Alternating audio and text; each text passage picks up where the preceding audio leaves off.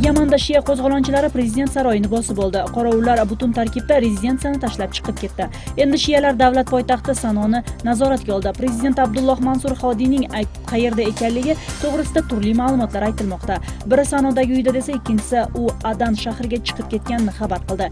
Shiyalar Housitlarga Yamanni federatsiyaga aylantirishga qarshi shunday qadamlarga bormoqda. Birlashgan Millatlar Tashkiloti bu o'lkada davlat to'ntarishi bo'lmoqda deb tinchsizlanayotganini bildirdi. Yamanda 2011-yili hukumat almashgan. Shundan beri davlat buhrondan chiqa olmaydi. Ukrainada Rossiyaning 9000 dan oshiq harbiysi bor.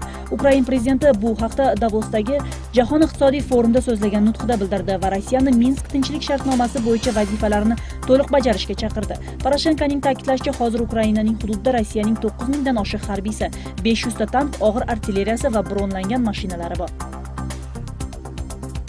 Britaniyada endi tamakining barcha markalari bir xil qutida chiqariladi.